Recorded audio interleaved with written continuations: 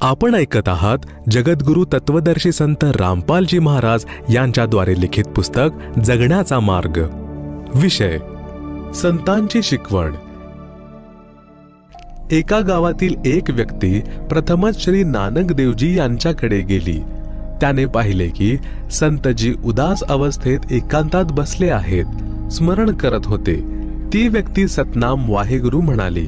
श्री नानकजी यांनीही उत्तर दिले, भोजन करविले, ज्ञान विचार ऐकवले.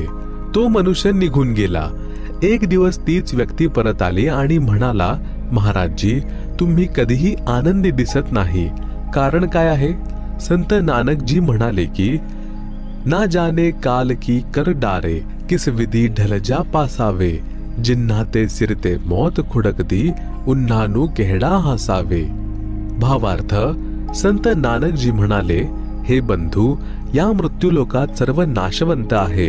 कोणाची जाण्याची वेळ कधी येईल काहीही सांगता येत नाही. त्यामुळे ज्याच्या डोक्यावर मृत्यू नाचतोय त्या व्यक्तीला नाच गाणे, थट्टा मस्करी कशी आवडेल? मूर्ख किंवा नशेत असलेली व्यक्ती अशा घाणेरड्या लोकात आनंद मानते. जसे एका व्यक्तीच्या पत्नीला विवाहाच्या 10 वर्षांनी मुलगा झाला. त्याच्या जन्माच्या येण्याच्या आनंदाप्रित्यर्थ त्याने लाडू बनवले, बँड बाजा वाजवला, धिंगाणा घातला. पुढच्या वर्षी वाढदिवशीच त्या मुलाचा मृत्यू झाला. जिथे वाढदिवसाच्या आनंदाची तयारी सुरू होती तिथे रडून छाती बडवणे सुरू झाले. घराचे नरक झाले. आता करा आनंद साजरा. हे सत्य ऐकून ती व्यक्ती थरथर कापू लागली आणि म्हणाला, हे प्रभू, आपल्या गोष्टी सत्य आहेत, परंतु काय आपण कधीही आनंद साजरा करीत नाही? श्री नानकजी यांनी उत्तर दिले की आनंद साजरा करतो. साध मिले साडे शादी हुंदी, बिछुड़दा दिलगिरी वे, अखदे नानक सुनो जिहाना, मुश्किल हाल फकीरी वे. भावार्थ, जेव्हा माझे शिष्य सत्संग ऐकण्यासाठी येतात तेव्हा संगतला पाहून आनंद वाटतो की सर्व भक्ती करीत आहेत, कोणीही विचलित झालेला नाही. जेव्हा हे सत्संग झाल्यावर परत जातात तेव्हा उदासीनता येते की कोणी माते फिरू यांना भ्रमित करून परमात्म्यापासून दूर तर नाही करणार. श्री नानकजी म्हणाले आहेत की अज्ञानी संतांनी फकीरी अर्थात भक्ती कठीण केली आहे. ते पूर्ण मोक्षाचा मार्ग जाणत नाहीत. भ्रमित करण्यासाठी गुरु बनले आहेत, जे गोडगोड बोलून माझ्या भक्तांना काल याच्या जाळ्यात घेऊन जातात. त्यामुळे जोपर्यंत ते सर्व सत्संगामध्ये परत येत नाहीत तोपर्यंत काळजी लागून राहते. सर्व आल्यावर आनंद होतो, पण आम्ही नाच गाणे करत नाही, मनामध्ये अनुभव करतो. मृत्यूला कधीही विसरत नाही. कबीरजी यांनी म्हटले आहे, मौत बिसारी मूर्खा, अचरज किया कौन, तन मिट्टी में मिल जाएगा जो आटे में लौन. भावार्थ, हे मूर्ख मानव, काय आश्चर्य आहे की तू मृत्यूला विसरला आहेस. एक दिवस तुझे शरीर मृत्यूला प्राप्त होऊन मातीत मिसळून जाईल. तुझे नाव, अस्तित्व म्हणजे चिन्ह देखील दिसणार नाही, जसे पिठात मीठ मिसळल्यानंतर दिसत नाही. भावार्थ असा आहे की मृत्यूचा दिवस विसरूनच मनुष्य म्हणजे स्त्री पुरुष स्वार्थापोटी चुका करतो आणि जगात बेफिकीर राहतो.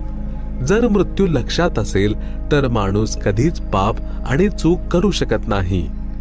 इतर उदाहरण, एक शेठ एके दिवशी एका संताच्या आश्रमामध्ये गेला.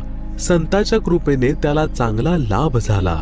तो शेठ सफरचंद, संत्री, केळ्यांची मोठी थैली भरून गेला. संतजी यांनी एका टोपलीमध्ये टाकले, ज्यामध्ये फळप्रसाद ठेवत होते. शेठ 2 दिवसानंतर गेला तर टोपली फळाने भरलेली होती. काही प्रसाद संतांनी भक्तांना वाटला, काही भक्तांनी फळप्रसाद आणला, तो टोपलीमध्ये टाकला. शेठने संताला विचारले की हे महाराज, तुम्ही फळं का खात नाही? संतजी म्हणाले की मला मृत्यू दिसून येतो, यामुळे खाल्ले जात नाही. शेठने विचारले, हे महाराज, कधी जाणार आहात संसारामधून? संतजी म्हणाले, आजपासून 40 वर्षानंतर माझा मृत्यू होईल. शेठ म्हणाला, हे महाराज, तसं तर सर्वांना मरण आहे, मग कशाला घाबरायचे? ही पण काय गोष्ट झाली. असा तर साधा व्यक्ती पण भीत नाही. तुम्ही काय गोष्ट करत आहात? शेठजी दुसऱ्या तिसऱ्या दिवशी यायचे आणि याच प्रकारची गोष्ट बोलायचे. त्या नगराचा राजा देखील त्या संतजींचा भक्त होता. संतजी राजाला म्हणाले की तुमच्या नगरीमध्ये किरोडीमल शेठ आहे. चंदनाच्या लाकडाचे दुकान आहे. त्याला फाशीची शिक्षा सुनवा आणि 1 महिन्यानंतर चतुर्थीला फाशीचा दिवस ठरवा.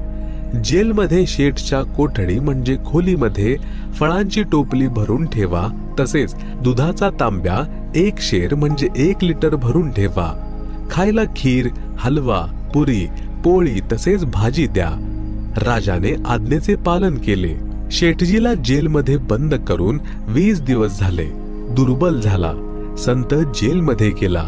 प्रत्येक कैद्याला भेटला. शेठजीला बघून संताने विचारले, कुठे राहणारे आहात? काय नाव आहे? शेठ म्हणाला, हे महाराज, तुम्ही ओळखले नाही? मी किरोडीमल आहे, चंदनाचा दुकानदार. संतजी म्हणाले, अरे किरोडीमल, आपण दुर्बल कसे झालात? काही खात पीत नाही? अरे, फळांची टोपली देखील भरलेली आहे. दुधाचा तांब्या भरला आहे. थाळीत हलवा, खीर ठेवली आहे. शेठजी म्हणाले, हे महाराज, मला मृत्यूची शिक्षा सुनावली आहे. शपथ घेऊन सांगतो की मी निर्दोष आहे. वाचवा महाराज, माझी लहान लहान मुलं आहेत. संतजी म्हणाले, भाऊ, मरण तर सर्वांना आहे, मग काय घाबरायचे? खाऊन पिऊन मौज कर. शेठजीने गजांमधून हात काढून संतजींचे चरण पकडले. म्हणाला, वाचवा महाराज, काही खाल्ले प्यायले जात नाही. समोर चतुर्थी दिसते. संतजी म्हणाले, शेठ किरोडीमल, जसा आज तुला चतुर्थीचा निश्चित मृत्यू दिसत आहे, त्याच प्रकारे साधू संतांना आपली चतुर्थी दिसत असते. 40 वर्षानंतर का होईना.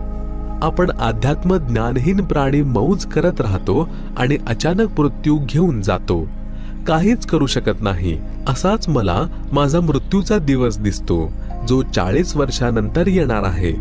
या कारणाने खाणे पिणे गरजेनुसार घेतले जाते.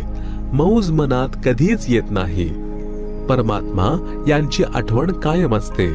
आपल्या ज्ञानचक्षूंवर अज्ञानाची पट्टी बांधली आहे, जी सत्संगामध्येच उघडली जाते, ज्यामुळे जगण्याचा मार्ग मिळतो, मोक्ष प्राप्त होतो. संताने राजाला सांगून शेठला मुक्त केले. शेठने नामदीक्षा घेऊन उद्धार करवून घेतला.